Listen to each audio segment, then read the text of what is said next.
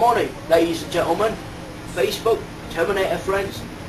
Today, Fat Womp Industry proudly presents to you the Aries SA80. Now, let me explain a little bit about why I'm using this strange British accent. Now, it's very simple, because I really want to respect this rifle. The British made this with a lot of hard work and a lot of time and money, and it seriously deserves respect everybody should be giving. So, to my review, for this very first time, I'm going to use this real accent to really just to pay some respect to this beautiful weapon. Now, first time it came to my mind, when it's my very first time I've seen this, that actually looks pretty awesome.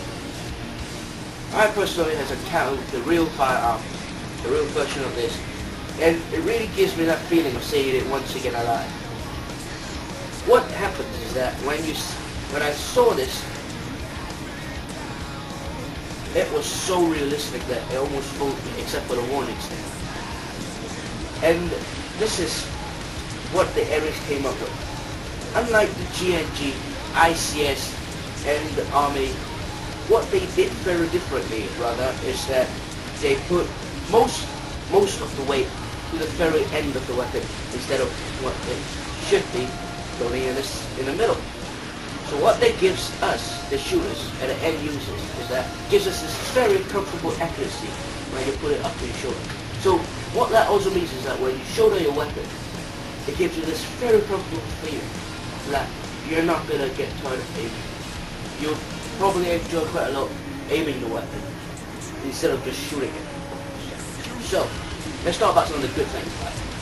Good thing, probably the look.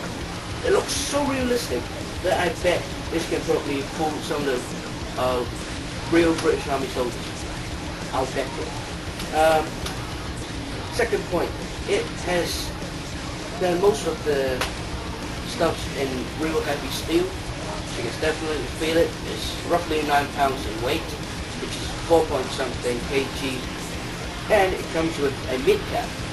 What a mid cap means is that it carries about roughly 100 or 120 grams, which means it does not have a loading wheel on the bottom of it. It just gives you some spring inside and you load it up. And this actually follows the real steel quite well done. I mean, just look at it. The details of it and the RG logo at the bottom. Really realistic, not bad. And unlike many brands would do, this SA80 is actually made to be comfortable enough that the magazine wall will actually fit a lot of kinds of magazines. So not only the SA80 magazine will fit in, the King Arms M4 magazine or the M16 Blackwall magazine fit in perfectly, and it will shoot just fine. And also, the classic Army M15 style magazines will fit just fine and will shoot just fine without any jamming issues. But there is one thing that you should be careful about, is that it does not feed on any macro magazines because of the dynamic design it has, like a feed anything there. So let's take the mid-cap magazine. Well, the good thing about a mid-cap magazine is that when you're running around this, you won't hear any babies go spraying around it. You won't hear barely anything. So the good thing about it is that you can go stealth with this, and it's got quite a sturdy weight, which is good. Okay. And just like a lot of the airsoft playing SA80s, it has an annoying battery compartment, which means you have to take out the whole green part of it to really try to access to the battery component, which is freaking annoying. But doesn't matter because it's a good rifle. I'll talk about it later. This old grip you can see here, actually it carries on just like the real steel firearm. A little secret compartment where it actually stores wrenches, Phillips screws, no, not Phillips screws, stretch screws, all that sort. It's in here. But the bad thing about this is that this thing is actually quite loose. So you might want to be careful with that. Okay, trigger. The trigger, actually, you need a lot of force to really pull it back. I would say this is roughly a 2 pound to 5 pound force to really pull it backwards. So if you're a new shooter, it's not recommended for you. Okay, the charging handle. The charging handle, as you can see, is the L85A2 version, which means it's not just a round fat bump. Instead, it's got some linear, which means you can comfortably hold it, and really feel it. And dust cover. Dust cover is done so well that it won't fall off no matter how you shake it, which is very unlike for the GNG and the Army armaments. So when you pull on the back, it actually functions. And the bolt lock really locks your bolt to the rear, which is a good stuff, a good thing. And the hop-up unit in here is not very unique. It uses something that the M4 uses. It's a little scrolly wheel that you can shake about the hop-up, but it's pretty accurate between 40 feet or so you don't really have to play around with the hop-up so much in terms of just playing in small outdoor ranges. And then, bolt release. The bolt release is rather simple. Just pull it down and the bolt is released. Well, there is a point where you have to be careful when you're playing around with the bolt. Is that when you're pulling on the charging handle, notice that it gets loose from time to time. So you might want to be rather careful with that. Okay, just get it back on. Okay, this side. Cheek pad. This cheek pad is rather comfortable. It's so comfortable that you can almost sleep on it.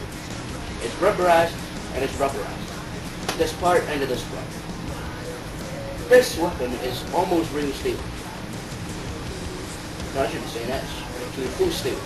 What I mean in full steel is that it follows exactly what the real firearm would have on the exterior as steel, and this will have it as steel. And of course you can notice these are the British 80s, beautiful iron sights, beautiful handle, beautiful frame, and if you open up the battery compartment, you see that it's got a shock stroke piston in it, which is a nice touch if you're someone who wants realistic.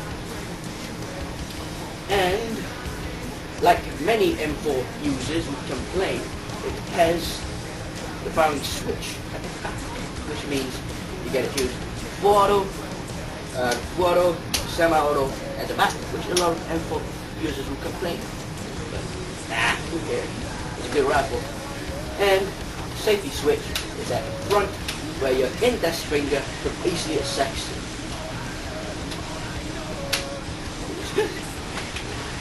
This rifle has, without really caring about the hop-up unit so much, it has the accuracy up to 40 to 50 feet.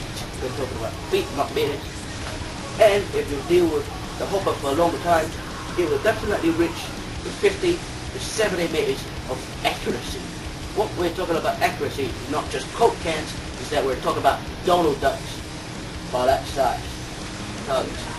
So if you're using .25 BBs, this small stuff is definitely richer. So, what are the good things about this thing? More good things. See? It's accurate, it has quite a strong motor, it uses 7.4 LiPo military, no, that's wrong. Yes, it uses a 7.4 volt LiPo battery, and here's the sound, what it really sounds like. Semi-auto. Pretty sharp, not bad. Okay, now go forward. Listen to this.